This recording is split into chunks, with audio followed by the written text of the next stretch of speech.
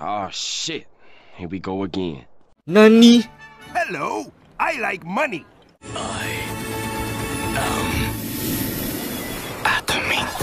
Oke semuanya, kembali lagi dengan Momdo di sini. Kali ini kita akan melanjutkan alur cerita dari anime yang telah membuat para bocil-bocil yang ada minta buat episode baru dirilis tiap harinya, yaitu Kage no Jichirokusa episode 12. Di mana di episode sebelumnya, Shido terlihat dipanggil untuk ikut serta dalam acara suci yang disebut sebagai Goddess Trial.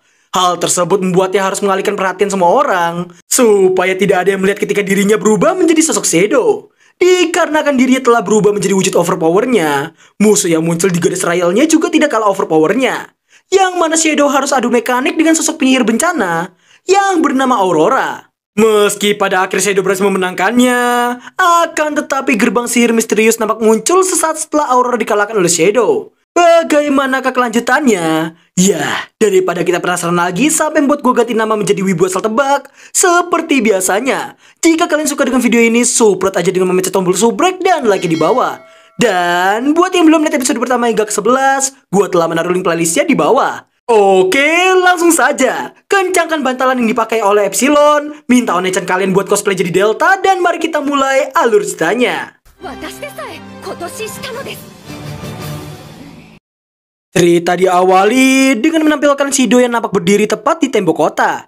Dirinya nampak bangga karena arena itu akan dipenuhi oleh rumor mengenai Shido yang misterius. Baru saja peregangan dan berniat pergi ke onsen lagi. Namun secara tiba-tiba terlihat sebuah gerbang merah yang sama dengan apa yang ada di arena Goddess Trial. Setelah melihat gerbang itu cukup lama, Shido tidak ambil pusing dan berteleportasi ke jarak yang cukup jauh. Namun sayangnya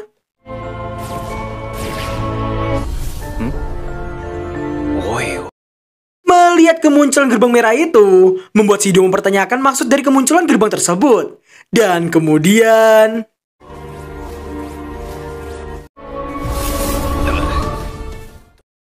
karena terus diikuti, Shido pun khawatir jika gerbang itu juga akan mengikutinya hingga ke penginapan.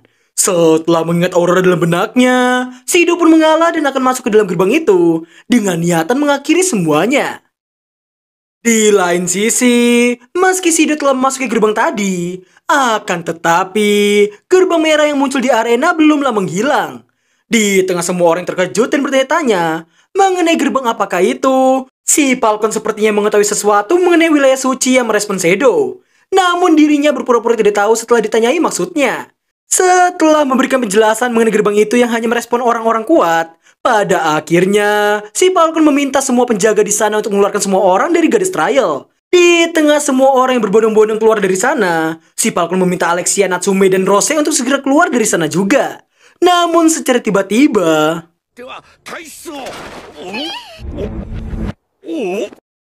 mengira akan menyerang dirinya, namun ternyata Alexia dan Rose bersiaga karena kemunculan dari para Shadow Garden. Alpha kemudian meminta Rose dan Alexia untuk berdiam diri di sana.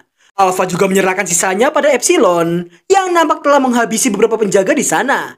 Alexia yang melihat Alpha membuatnya mengingat bahwa Alpha jauh lebih kuat daripada sang kakak.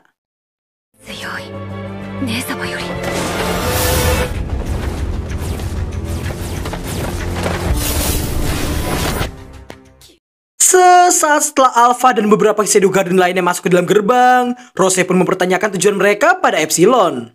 Singkat waktu, Epsilon meminta mereka semua untuk tetap diam hingga gerbang tertutup, dan dirinya berniat membawa si Falcon ke dalam sana.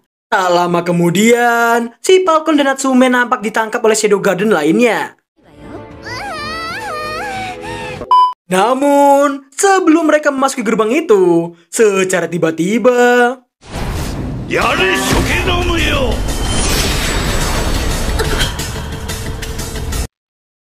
terlihat Epsilon yang terkena serangan hingga membuat kedua buah surganya terlepas.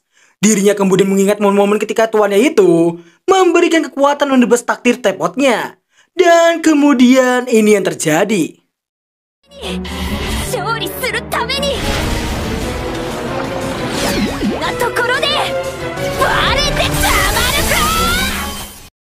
Si Falcon yang melihat anak buahnya yang hanya diam saja membuatnya terus memanggil dirinya. Namun rupanya Algojo Venom telah meningsoi dengan cara termutilasi oleh serangan Epsilon tadi. Di tengah rasa terkejutnya, ini tanggapan Epsilon. 見たか 見ていないな、何もという。 Dan pada akhirnya, Epsilon pun membawa si Falcon masuk dan di tengah Alexia dan Rose yang bertanya-tanya maksud dari Epsilon tadi, Natsume kemudian juga terlihat dibawa masuk ke dalam gerbang. Melihat gerbang yang akan tertutup, ini yang dilakukan mereka berdua. 関わるな。お断りよああもう Dan arena pun menjadi sunyi karena tidak ada seorang pun di dalam ataupun di sekitar sana. ダンス班の区分けを Terlihat Alexia dan Rose yang terjatuh tepat di atas Beta yang masih sibuk memberikan arahan. Terlihat pula mereka yang jatuh dengan posisi Alexia yang menggenggam bakpao ukuran H milik Beta. Ketika Alpha mendekati mereka bertiga, Alexia pun beralasan dirinya hanya terpeleset dan tanpa disengaja masuk ke dalam gerbang. Alpha yang memandang singkat ke arahnya, membiarkan mereka berdua ikut, karena merasa mereka memang harus mengetahui mengenai semua hal itu. Rose pun terkejut karena wilayah suci yang nampak seperti itu. Namun Alpha memberitahukan tempat itu adalah tempat di mana iblis Diabolos dikalahkan oleh pahlawan Oliver, yang mana lengan kirinya juga dikatakan tersegel di dalam tempat tersebut.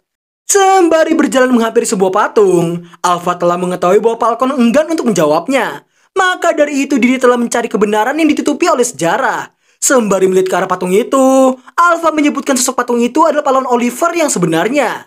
Yang tentu saja Rose dan Alexia terkejut karena sepengetahuan mereka, pahlawan Oliver adalah seorang laki-laki. Alpha juga menuturkan bahwa mereka sudah mengetahui kurang lebih semua hal itu, mulai dari kebenaran akan sejarah yang ada dan tujuan asli sekte Diabolos. そしてなぜこの英雄が私と同じ顔をしているのか Melihat wajah Alpha yang sangat mirip dengan pahlawan Oliver, membuat si Falcon refleks membuka mulutnya mengenai Alpha yang merupakan seorang elf yang kerasukan iblis. Namun seharusnya Alpha telah melingsai karena tidak cocok.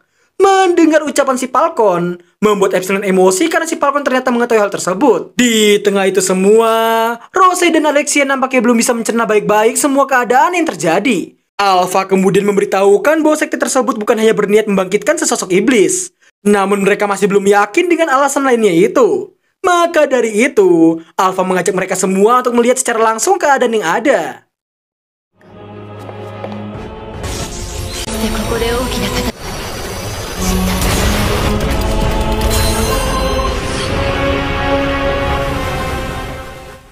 Sesaat setelah Alpha mengaktifkan sebuah gerbang yang terkunci, dalam sekejap semua sistem di sana aktif secara tiba-tiba. Di tengah si Falcon yang masih terkejut karena semua sistem telah aktif, sesaat kemudian その魔力の渦に行き場をなくした記憶が封じ込められたここは古の記憶と魔人の怨念が眠る墓場さあおとぎ話の世界に旅立ちましょう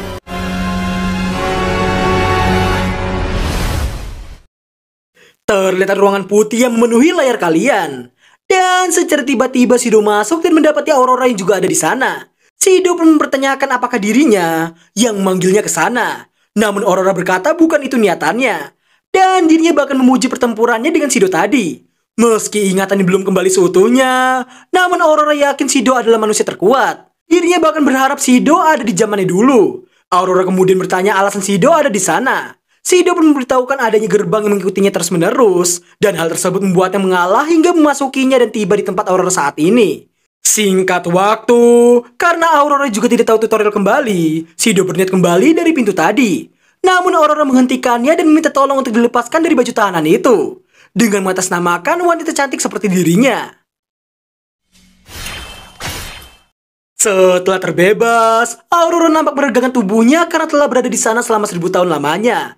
Dan karena tujuan mereka sama, yaitu Shido yang ingin keluar dan dirinya juga ingin terbebas. Rupanya, Aurora mengajak Shido bekerja sama dengannya. Shido yang mengingatkan mengenai Aurora, yang tidak tahu cara keluar dari dimensi itu. Namun Aurora berkata diri tahu cara terbebas dari sana. Yang mana wilayah suci itu sebenarnya adalah penjara yang dibuat dari ingatan pertempuran kuno. Di mana jika mereka menghancurkan inti sihirnya, maka dirinya akan terbebas dari sana.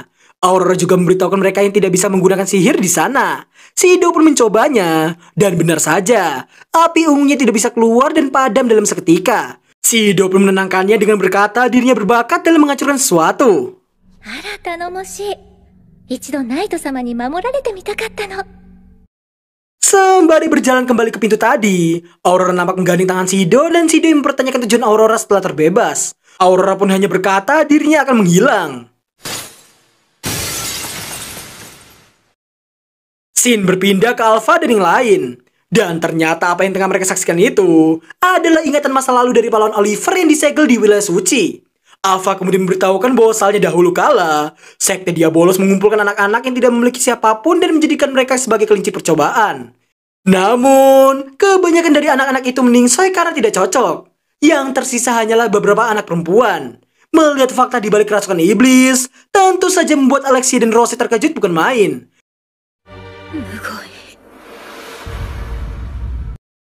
Singkat waktu, setelah Shido dan Aurora bertemu dengan Aurora bocil, namun Aurora besar itu tidak mengakui bahwa bocil itu adalah dirinya. Di saat Aurora kecil ingin menangis, Aurora besar mengangkat wajahnya dan ini yang dilakukan olehnya. Shido pun mengatainya yang jahat karena telah menampar bocil. Hal tersebut membuat Aurora mengakui bahwa bocil itu adalah dirinya sendiri. Scene kembali ke Alpha yang tengah memberitahukan mengenai Oliver adalah salah satu dari beberapa anak yang cocok. Ketika Alpha bertanya maksud dari kecocokan yang dikatakan Alpha tadi, Alpha pun memberitahukan bahwa mereka menyebutnya dengan sebutan sel Diabolos. Sembari melihat ke arah si Falcon, Alpha memberitahukan bahwa sekte tersebut melakukan transplantasi sel iblis ke para bocil. Si Falcon kemudian mengatakan mereka tidak ada pilihan lain, karena itu semua demi bisa menumpas iblis terkuat. Namun Alpha berkata itu hanyalah alasan bagi mereka. Apapun tujuan mereka sebenarnya, namun Oliver benar-benar telah memotong tangan kiri Diabolos. Alpha dan para Shadow Garden belum mengetahui sampai mana kebenaran dari semua hal yang terjadi di masa lalu. Karena ingatan itu akan semakin pudar seiring berjalannya waktu. Yang mana diketahui pula Oliver yang mengemban satu tugas lagi setelah mengalahkan iblis Diabolos. Meski dari dongeng yang mengatakan Oliver harus menahan para iblis, namun misi sebenarnya ialah mengeksploitasi sel Diabolos yang ada. Yang mana Oliver terus patuh dengan perkataan sekte tersebut. Dan percaya bahwa di depannya akan ada dunia yang damai dan nyaman untuk ditinggali semua orang yang ada. Namun, tujuan sebenarnya sekte itu bukanlah hal seperti itu. Terlihat medan perang yang telah memakan banyak korban jiwa. Masa itu adalah masa di mana terpotongnya tangan iblis Diabolos. Namun ternyata tangan itu masih hidup dan masih mampu membinasakan banyak orang. Dan hal tersebut membuat sekte menyegel tangan itu dengan artefak kuno tingkat tinggi.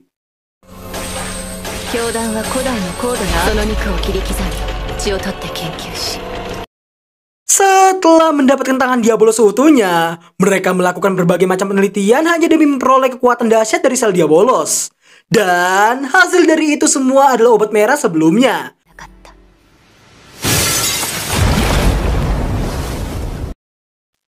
Karena gue mulai capek, kita singkat cerita aja. Terlihat 3 orang yang meneliti dan berhasil memperoleh cairan seolah itu adalah darah dari Diabolos itu sendiri. Dan hanya dengan menjilat setetes cairan itu, maka orang yang menjilatnya akan mendapatkan kekuatan dahsyat dan badannya tak akan menua. Yang mana diketahui pula orang tadi adalah sosok Falcon yang saat ini ada di sebelah mereka. Alpha yang tahu si Falcon terlibat langsung dalam penelitian itu, menanyakan nama sebenarnya dari obat tersebut. Diabolos no Shizuka. Alpha kemudian memberitahukan kelemahan pertamanya, ialah tetesan Diabolos itu harus diminum dalam jangka waktu tertentu, yang mungkin 1 kali dalam setahun. Dan kedua, ialah jumlah produksi yang hanya sedikit. Dalam setahun, mereka hanya memproduksi sebanyak 12 tetes. Dan manajemen terkuat di dalam sekte itu, Knights of Rounds, juga terdiri dari 12 orang. Mendengar yang membuat Alexia terkejut dibuatnya. Karena dirinya pernah mengingat Zenon yang juga pernah menyinggung nama Knights of Rounds. Alpha juga mengetahui sekte Diabolos yang belum bisa menyempurnakan obat itu hingga saat ini. Karena kunci penyempurnaannya ialah iblis yang tersegel dan keturunan pahlawan. Dan terkuaklah bahwasannya si Falcon rupanya adalah pemegang kursi ke-11 dalam Knights of Rounds.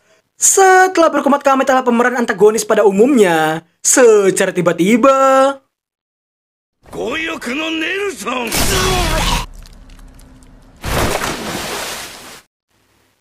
setelah Delta membuangnya ke dalam air, Alpha pun mengomelinya karena telah mengingatkannya untuk membinasakannya setelah semua informasi telah diperoleh. Melihat Alpha yang marah, ini reaksi dari waifu gua.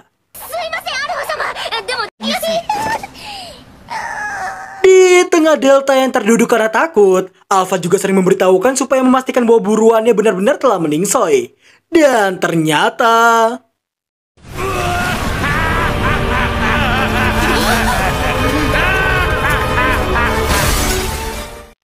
terlihat mereka yang berpindah ke dimensi putih. Namun hanya Alpha, Delta, Beta, Alexia, dan Rosa yang ada di sana. Dan anggota Shadow Garden yang lain malah berpindah ke lokasi normal di sebuah pabrik. Di saat yang bersamaan, Alpha dan yang lain harus menghadapi si Falcon dengan full equipment-nya. 砲弾に牙を向けたことを悔いるがよい。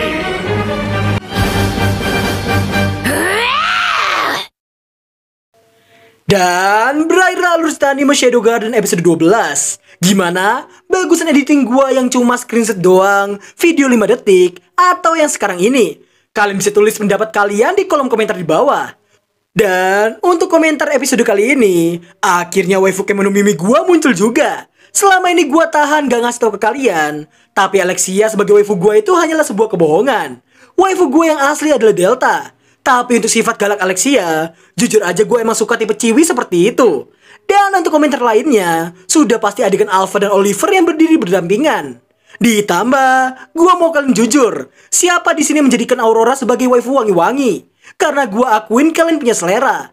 Selain karena seiyunya adalah Kaori Nazuka, yang pernah mengisi suara Uta dari One Piece Film Red, Kyoko Shimizu dari Haikyuu, Yuiko Tegawa, dan masih banyak lagi. Emang suara-suara onesan Milep itu sangatlah mantap. Jadi ya gue akan memberikan rating 9,9/10 untuk episode kali ini.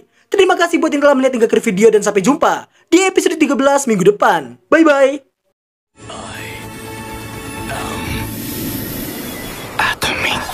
Gue mau memberitahukan satu hal kepada kalian semua. Yaitu, gue gak pernah mengizinkan siapapun mereupload video gue di platform manapun. Dan jika kalian melihat video gue di platform lain dan bukan dari akun Wibos Main, gue mohon dengan sangat untuk membantu report para maling. Terutama di B-Station, akun gue cuma ada satu, yaitu Wibos Main tanpa spasi. Gue peringatkan untuk para maling terutama di B-Station. Kita ambil contoh akun Iroikun dengan 750 follower, Jurnal Anime dengan 294 follower, dan akun tak bernama yang memiliki 793 follower. Akun mereka telah dihapuskan dari B-Station atas laporan langsung ke pihak admin. Dan jika ada yang tanya kenapa masih ada yang belum gua dan para admin hapus, itu hanya karena gua nggak suka mancing ikan kecil.